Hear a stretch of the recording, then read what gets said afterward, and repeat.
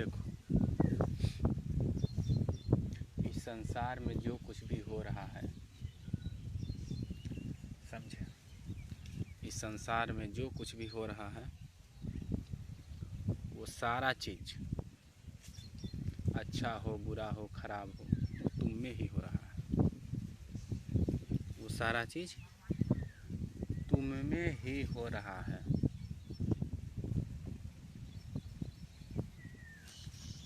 कुछ भी हो रहा है तुम में ही हो रहा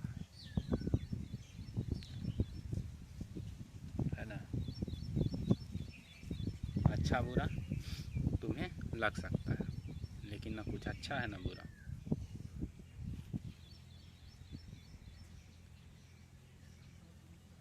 अच्छा बुरा दोनों ही समझ लो। तो अगर तुम जब तक बंधन में हो, चाहे बंधन किसी भी प्रकार का हो, वो बुरा ही है। और अच्छा बुरा खुद के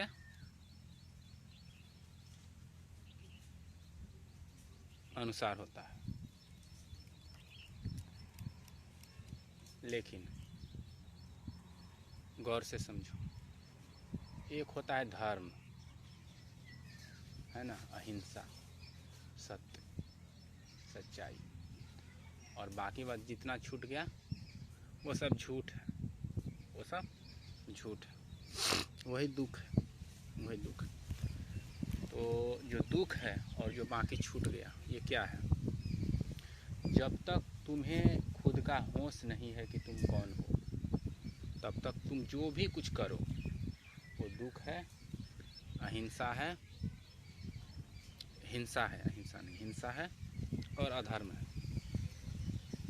समझो, ये ना तुम्हारे काम आएगी और ना किसी के काम। समझे कि नहीं? लेकिन अगर तुम मुक्त हो, तुम किसी प्रकार के बंधनों में नहीं हो,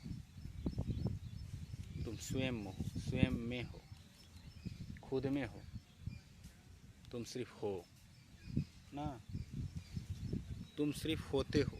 अगर तुम उसमें हो और तुम्हारा केंद्र वो है और तुम खुद में हो, तो वही वहाँ से जो भी कर्म निकलता है, तुम वहाँ से जो भी कुछ करते हो वो धर्म है, वही सत्य है, वही प्रेम है, वही करुणा है, वही दया है। समझे कि नहीं? तो कहने का मतलब साफ साफ और सीधा सीधा यही है कि अगर तुम खुद में स्थिर होकर कर्म करते हो, खुद में होकर, खुद के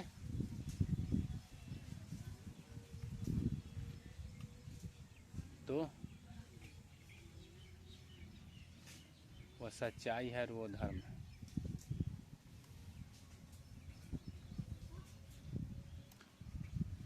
लेकिन अगर तुम स्वयं में नहीं हो,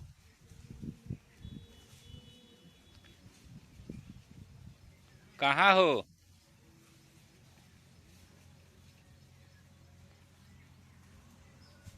आम चुना चुनी मत करो लोग।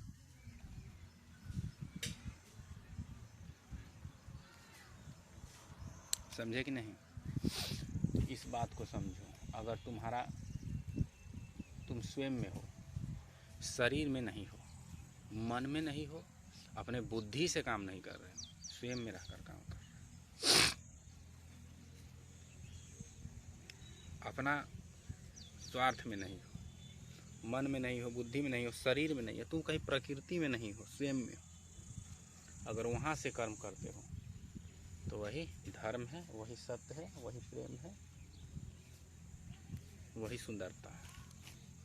लेकिन अगर तुम शरीर में रहकर शरीर के लिए कुछ करते हो तो वो अधर्म है। मन में, बुद्धि में या किसी चीज़ में रहकर तुम कर्म करते हो तो वही दुख है, वही कष्ट है। तो तुम स्वयं में वापस आ जाओ, तुम देख लो तुम क्या हो। तुम जो कुछ भी देखते हो वो नहीं हो, जानते हो वो नहीं हो, तुम बस हो, तुम बस होते हो। मैं शरीर नहीं, मैं हाथ गोड़ पैर मन बुद्धि नहीं, है ना। अंत में तुम बस हो।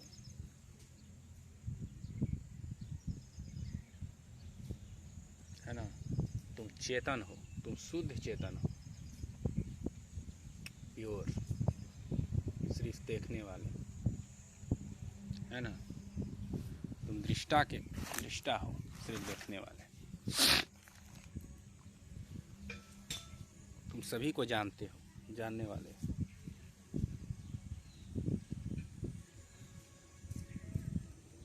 तुम ही सुंदर हो, बाकी बात सब कुछ कुरूप है। जहाँ कुछ भी नहीं है और वहाँ सब कुछ है, और उसी में सब कुछ होता है, उसी में सब कुछ होता है, उसी में सब कुछ होता है और वहाँ कुछ भी नहीं होता। उसी के सहारे सब कुछ होता है और उसमें कुछ नहीं होता, है ना। जैसे तुमने समुद्र का उदाहरण समझा होगा कि समुद्र है, शांत है नीचे, लेकिन ऊपर बहुत सारी लहरें हैं। वैसे ही जो कुछ भी दिख रहा है उसी में हो रहा है, उसी असीम चेतना सागर में, चेतना में, चेतना की परम अवस्था में।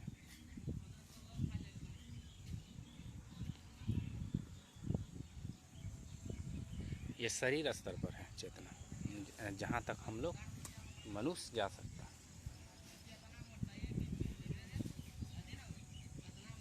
शब्दों के अर्थ को मत समझो, खुद में झांकते हुए सुनो, खुद में देखते हुए सुनो जो मैं बोल रहा हूँ। और जो भी कुछ अच्छा बुरा हुआ संसार में वो चेतना में ही हुआ, लेकिन एक अविद्या में हुआ। अभी तक बोध नहीं है कि मैं चेतन हूँ, उसमें हुआ जो अहिंसा है, अधर्म है। लेकिन जो शुद्ध बोध में हुआ, चैतन्य में हुआ, वो सत्य है, प्रेम है, आनंद है।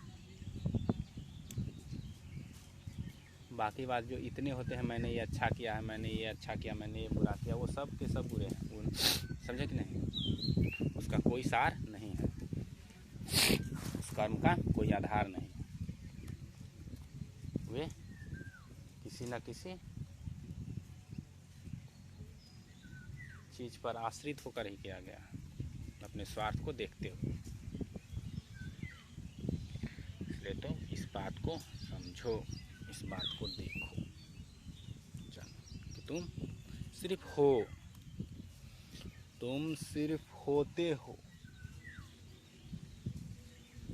तुम सिर्फ हो। इस बात को सुनो नहीं, इस बात को अंदर देखो। जब मैं बोलता हूँ तुम सिर्फ हो, कैसे हो, कहाँ हो, शरीर हो, मन हो, बुद्धि हो, कुछ भी नहीं हो, बस तुम हो। तुम्हारा होना ही सब कुछ है ना। वही चेतन है। जब कुछ सब कुछ है तो तुम्हारा होना है, और जब कुछ भी नहीं है तो तुम ही हो। जब न सृष्टि है, न संसार है, न शरीर है, न जन्म है, न मृत्यु है, कुछ भी नहीं है, तब चेतना भी नहीं है, तो फिर तुम ही हो। अभी तो तुम हो सकते हो, संसार में हो सकते। मैं ये नहीं हूँ, वो नहीं हूँ, फिर भी तुम हो, अंत में कुछ हो। लेकिन अगर तुम सब कुछ को छोड़ दो तो तुम सिर्फ होते हो, बस तुम हो। यही तुम्हारा आनंद है। और वहाँ से तुम कुछ भी करो, वही धर्म। कुछ भी करो का मतलब चोरी करो, तुम चोरी कर ही नहीं पाओगे, क्या चोरी करोगे। जैसे तुम्हारे अंदर विचार भी आया कि मैं चोरी करने जाऊंगा, उसको लूट लूँगा, यहाँ से मज़ा ले लूँगा, तो तुम वो रहे ही नहीं ना। समझे बात को। तुम्हारे अंदर जैसे ये विचार आया कि मैं लूट लूँगा, घसोट लूँगा, तो उसी समय तुम अब वो नहीं रहे। तुम या तो शरीर बन गए, या मन बन गए, बुद्धि बन गया। तो शरीर बन गए तो अब तुम्हारा कार्य शरीर से ही होगा, न कि उस शुद्ध चेतना से। समझे कि नहीं बात को, ध्यान समझो, बहुत इम्पोर्टेंट बात है। और तुमने जैसे ही कुछ योजना बनाई तो अब तुम योजना नहीं बना रहे हो, तुम खुद बन गए वो, तो तुम उस शुद्ध चेतना से कर्म नहीं कर सकते। ये सुनने से नहीं होता, जानते। तुम जान लोगे तो फिर उसके बाद तुम गलत कुछ कर ही नहीं सकते। जो भी कुछ करोगे उसमें सुंदरता ही दिखेगी। भले ही आसपास देश दुनिया तुम्हें गाली गलौज दे, वो अलग की मैटर है, अलग का बात है, लेकिन तुम्हारी वो शांति कभी खंडित नहीं होगी, तुम्हारा वो सत्य कभी खंडित नहीं होगा। समझे कि नहीं? भले देश दुनिया की नज़र में वो गलत हो, लेकिन तुम प्रेम हो।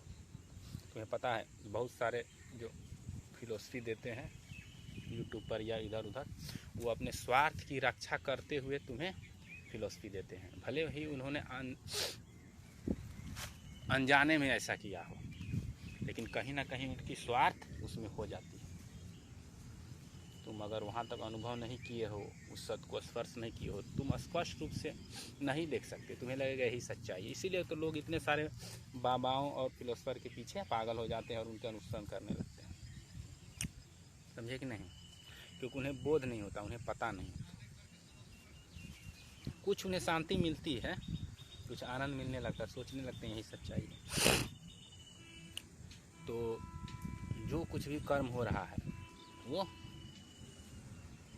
देख सकते हो कहाँ से हो रहा है। ऐसे तुम कुछ भी करो, यहाँ कुछ भी नहीं होने वाला है। अच्छा करो, बुरा करो, कांड करो, न करो, कुछ भी नहीं होने वाला है। अगर कर्म शरीर से किया जा रहा है, उसमें चेतना नहीं है, तो क्या होगा?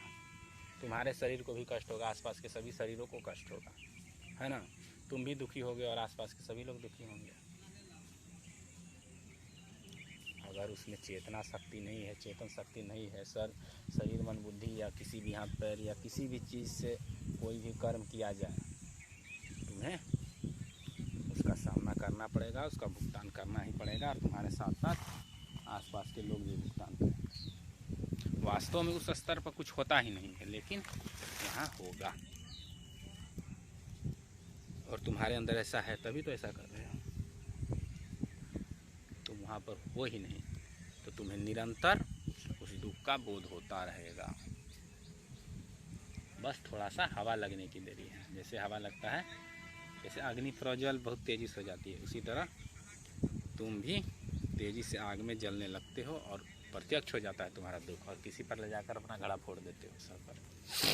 तो इस बात को समझो, देखो, है ना? और उन फालतू के फिलोसफी से बचो।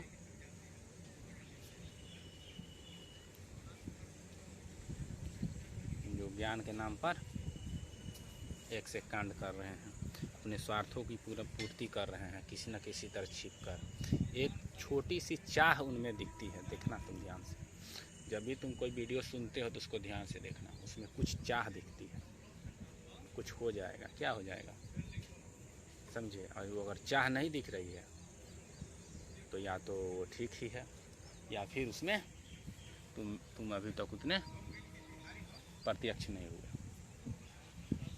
तुम सही से देख नहीं पा रहे, तुम भोले होगे। चलो कोई बात नहीं, यहाँ कुछ भी नहीं होने वाला। बस तुम अपना नियत फ्रेश रखो कि मुझे मुक्त होना है, मुझे आनंदित होना है, और निरंतर आगे बढ़ते रहो। जहाँ भी तुम्हें आनंदित न मिले, आनंद न हो, शांति न हो, तुम्हें वहाँ रुकना नहीं चाहिए। तुम्हें वहाँ रुकना नहीं चाहिए, तुम्हें आगे बढ़ना चाहिए। ऐसे तो मुक्ति एक क्षण में है। बस तुम जान लो कि मैं ये नहीं हूँ, वो नहीं हूँ, ऐसे नहीं वैसे नहीं, मैं एक शुद्ध चेतन। जो कुछ भी आ रहा है वो मैं नहीं, मैं बस हूँ, मैं बस होता हूँ। लेकिन तुमने जो इतने समय तक प्रैक्टिस किया है, उसको छोड़ने में बहुत डर लगता है। तुम्हारा 20 मंजिला तुरंत ढह जाएगा। जो तुमने 30-40 वर्ष तक कल्पना की है, सजाई, वो तुरंत ढह जाता है ना, इसलिए तुम्हें डर लगता है। तो इस बात को तुम समझो, सोचो और जियो।